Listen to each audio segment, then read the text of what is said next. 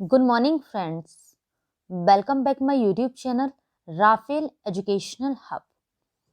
Friends, मैं आप सभी के लिए करंट अफेयर की तैयारी करा रही हूँ और आज है 17 नवंबर। 17 नवंबर के करंट अफेयर से जितने भी इम्पोर्टेंट क्वेश्चन बन सकते हैं वो सभी मैं आपके लिए इस वीडियो में लेकर आई हूँ। यदि फ्रेंड्स आप हमारे चैनल पर नए हैं तो हमारे चैनल को सब्सक्राइब करें और साथ ही साथ बेल आइकन को भी प्रेस करें, जिससे हमारे नोटिफिकेशन आपको सबसे पहले और समय से प्राप्त होते रहें।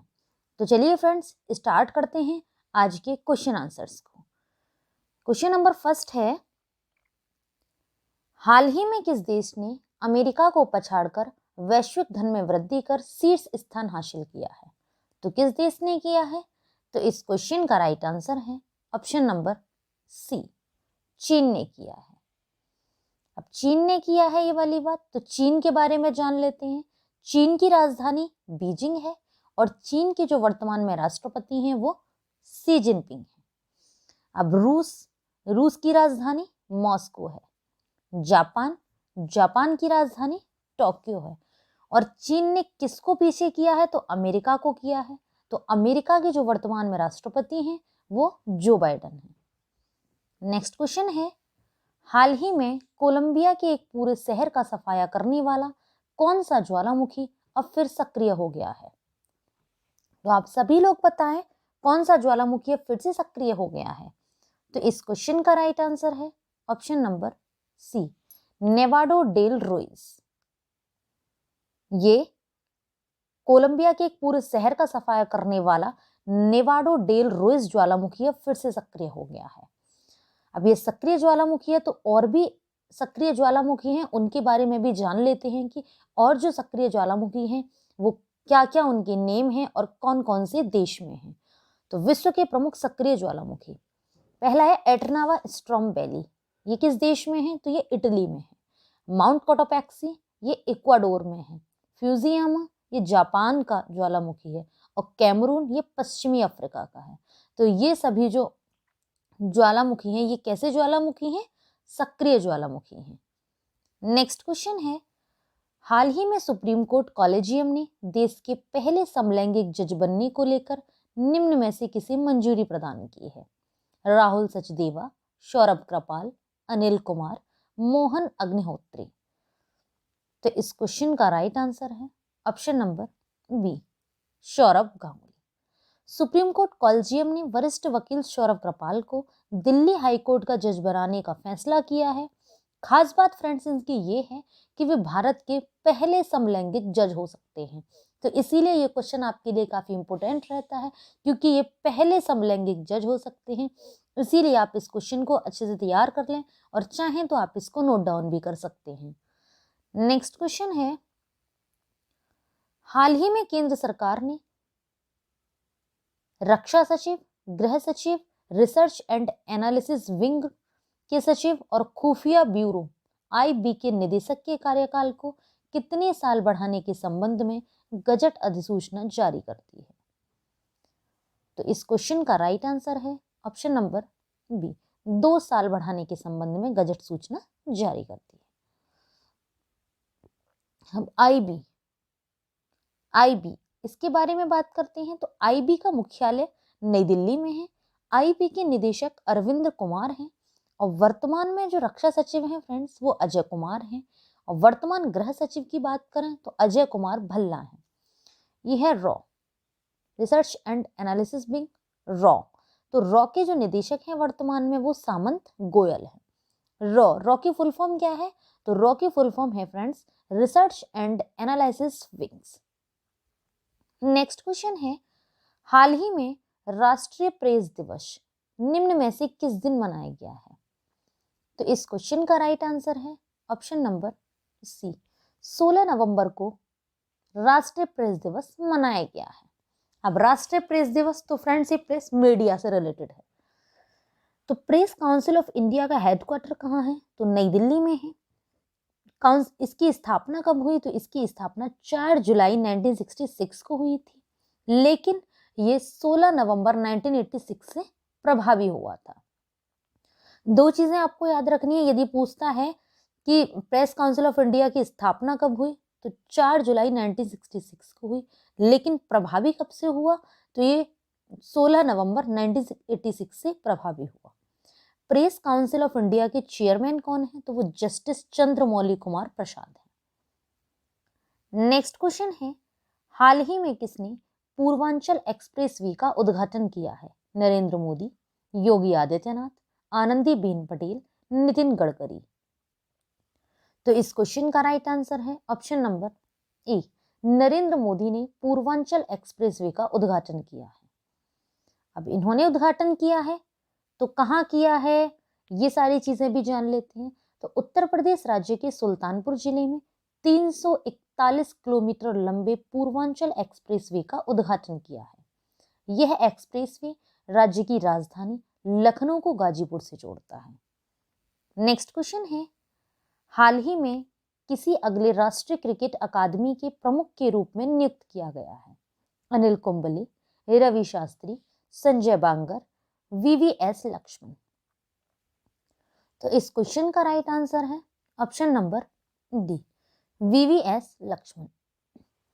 तो इनको वीवीएस लक्ष्मण अगले राष्ट्रीय क्रिकेट अकादमी के प्रमुख के रूप में नियुक्त हुए हैं।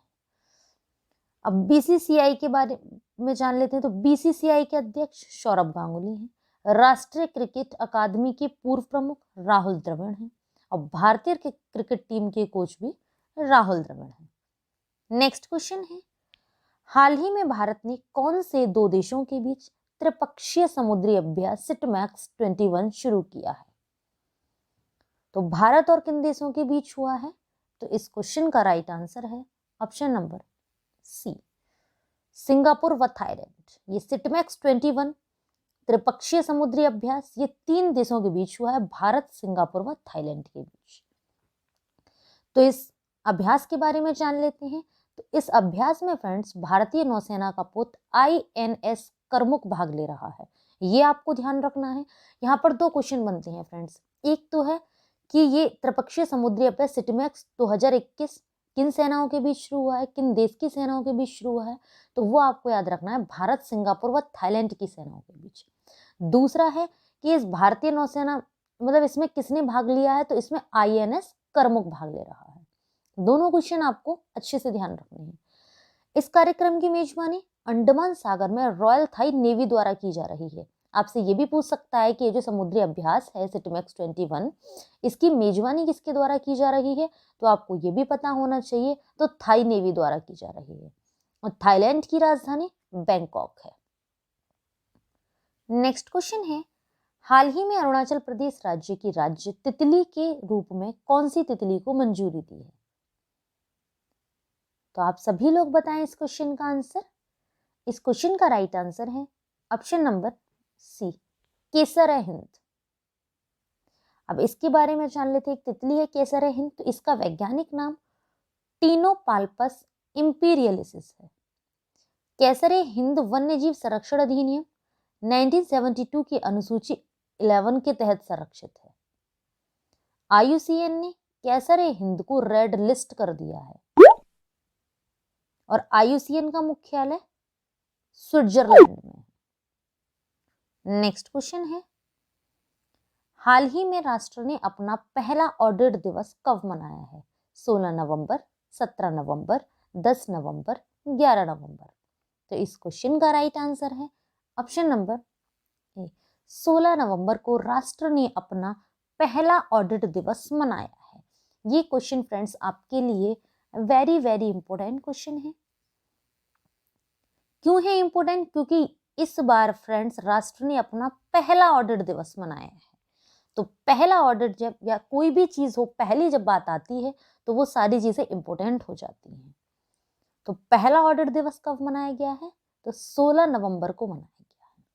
अब ऑडिट जारी कौन करता है? तो कैग करता है, CAG, जिसे नियंत्रक और महालेखा परीक्षक कहते हैं। तो इनके बारे में जान लेते हैं कि वर्तमान में कौन है। तो भारत के नियंत्रक और महालेखा परीक्षक GC मुर्मू हैं। इनका पूरा नाम गिरीश चंद्र मुर्मू है। अब GC मुर्मू भारत के 14वें नियंत्रक और महालेखा परीक्षक हैं। कैग, जिन्हें शॉर्ट में इंग्लिश में कैग कहते हैं, तो कैग में संवैधानिक प्राधिकरण है जिसे संविधान के अनुच्छेद 148 के अनुसार स्थापित किया गया है। यहाँ पर फ्रेंड्स आपके लिए एक और इम्पोर्टेंट क्वेश्चन बनता है, वो पूछता है कि कैग की स्थापना हम या कैग को स्थापित हम कौन से आर्टिकल के तहत करते हैं, तो आर्टिकल 148 के तहत करते हैं। और कैग की जो फुल फॉर्म होती है वो होती है कंप्ट्रोलर एंड ऑडिटर जनरल, या हिंदी में हम इसे नियंत्रक और महालेखा परीक्षक कहते हैं। तो वो कौन है भारत के? वो गिरीश चंद्र मुर्मू हैं।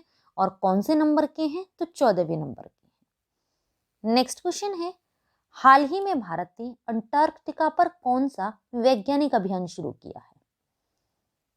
तो आप सभी लोग बताएं कौन सा वैज्ञानिक अभियान शुरू किया है? 40वां, 42वां, 41वां, 38वां।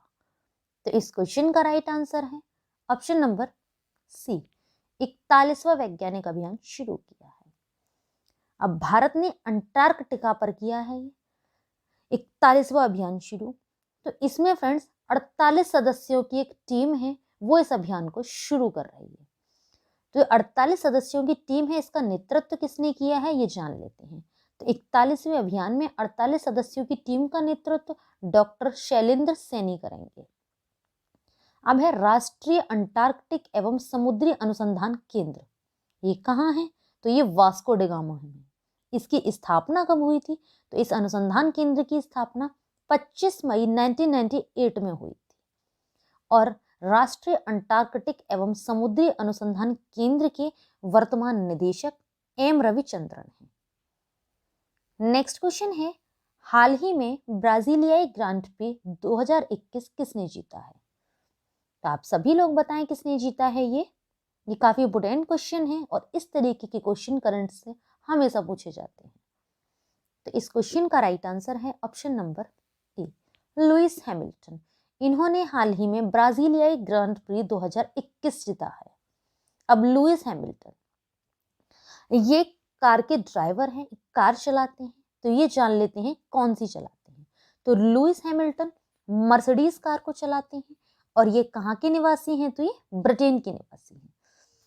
सेकंड है आपके मैक्स वर्स्टेपन, ये भी एक कार चलाते हैं। तो ये कौन सी कार चलाते हैं? तो ये रेड बुल कार चलाती हैं और ये नीदरलैंड के निवासी हैं। थर्ड है आपका वाल्टेरी बोटास, ये भी मर्सिडीज कार चलाते हैं लेकिन ये फिनलैंड के निवासी हैं। और फिनलैंड जिसे आप जानते हैं, फिनलैंड को आप झीलों का शहर भी कहते हैं। नेक्स्ट क्वेश्चन है, हाल ही में नई दिल्ली में रक्षा अध्ययन संस्थान का नाम किसके नाम पर रखा गया है? अक्षय कर्णवार, मनोहर पर्रिकर, अरुण जेटली। यहां पर फ्रेंड्स ये है कि उपरोक्त में से कोई नहीं। यहां पर आप फोर्थ ऑप्शन कर लें, कोई नहीं।